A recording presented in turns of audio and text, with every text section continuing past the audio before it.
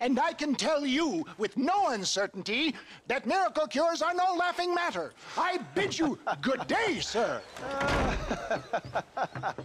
Oh, Mr. Marston, good to see you. How have you been keeping? I'm well, Mr. Mr. West Dickens.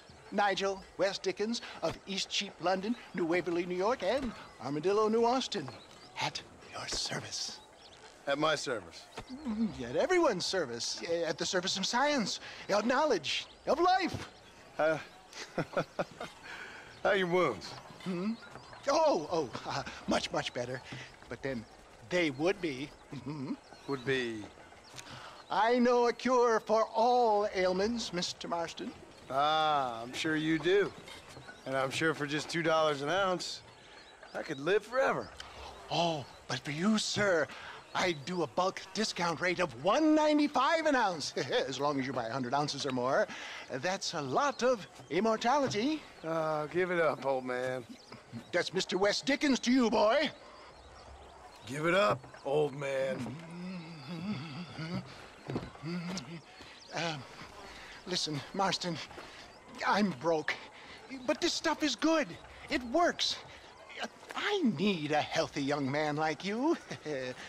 Come along, let's ride over to my newest customer at Ridgewood, and I'll explain while we go. Okay. Head for Ridgewood Farm, John, and hurry. There are people there in dire need of my tonic.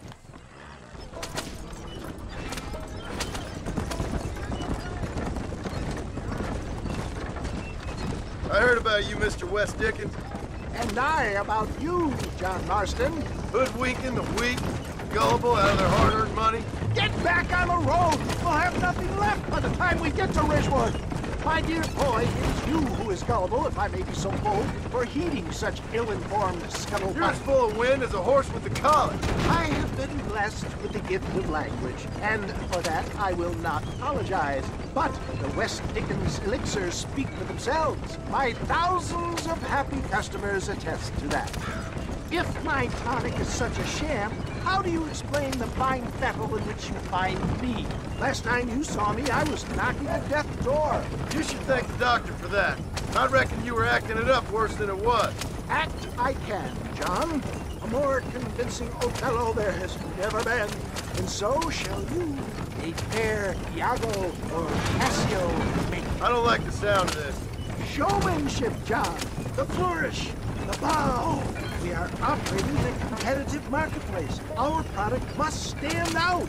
And how does this involve me? We're going to use your God-given talents to our advantage. I'm really starting to regret I'll drop this. you off at the outskirts of Ridgewood. That way, it won't look like we came together. Once I'm set up, saunter nonchalantly into the crowd that is sure to be forming. Eventually, I will call you up to try my tonic. After extolling the virtues, I will have you perform a few feats of wonder to amaze and impress the paying public. Such as? You hop out here, John. Follow me in on foot.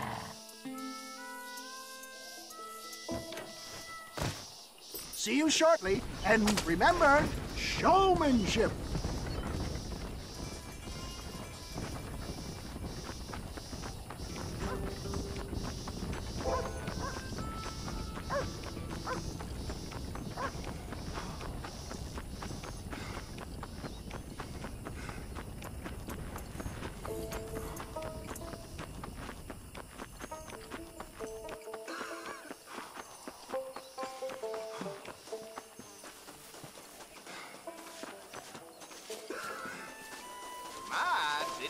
Friends, hard-working souls of Cholla Springs, gather round, gather round. Do you suffer from rheumatism, lumbago, acute chronic sciatic, neurologic, or inflammatory pain? Well, I represent the only company that makes the genuine article that cures headaches, neuralgia, earache, toothaches, backache, swelling, sprains, sore chests, swelling of the throats, contracted cords and muscles, anxieties and ravaged nerves, stiff joints, wrenches, dislocations, cuts and bruises, and it adds vitality and vigor to the healthy man. But can you prove it, old man? Oh, I'm sure there's some customer here who could prove the qualities of it by taking a drink right now. You, sir, come up here. Step right up. That's the spirit. Ladies and gentlemen, pay close attention. This poor, wretched volunteer, entirely unknown to me, will demonstrate the effects of Dr. West Dickens' own patent tonic. Be you a cowpoke or athlete, this miraculous elixir developed with the wisdom of the East keeps the muscles supple and relaxes the cords. It loosens the joints and gives a feeling of youth and vigor to the whole system.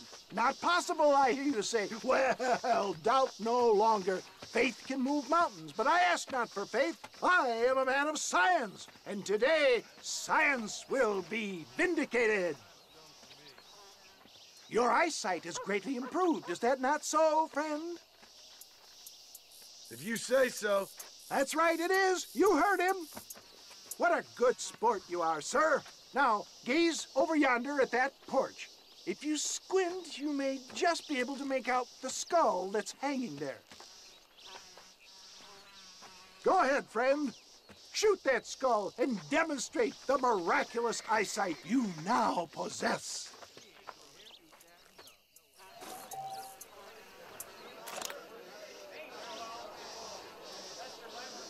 Remarkable!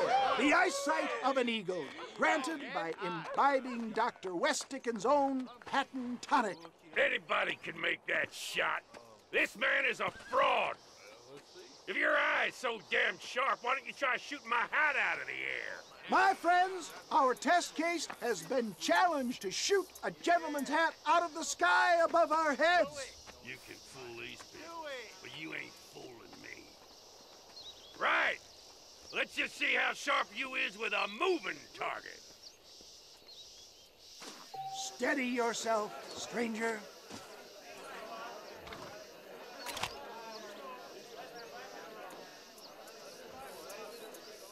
See? That tonic is a...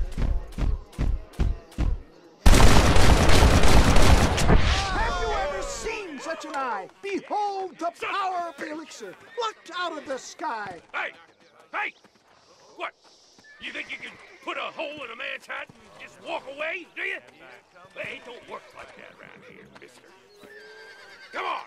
Are you a man or not? A challenge of battle has been offered to our volunteer. Let the battle commence!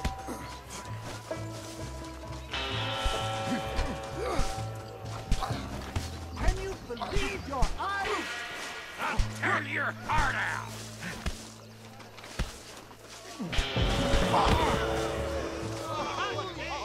There it is, skeptics and dissenters, irrefutable proof. Do not let this opportunity pass you by. Look, he's over there. Go get him. This ends now! Watch out, he's got a gun. Who the hell do you think you are? You ain't leaving here alive!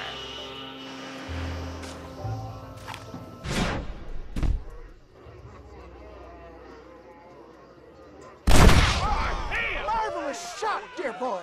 The kind of deadly accuracy that can only be afforded by the West Dickens elixir. Come, I have plenty for all. You'll be fine. Get out of my way. Hey! Where are you going?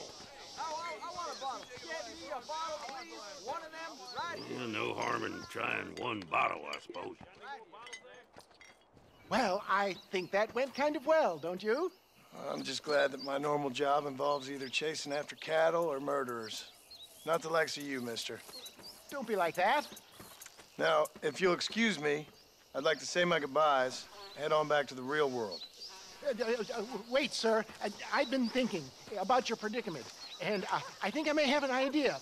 I've been thinking I could be your cunning Odysseus. Beware of the Greeks burying gifts, sir. Williamson had better beware.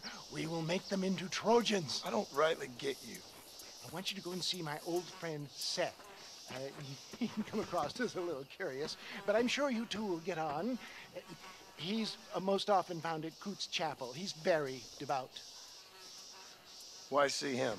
Because between him and me, we can get those gates to open for you, and you can walk right in, just like in Homer's great Trojan yarn!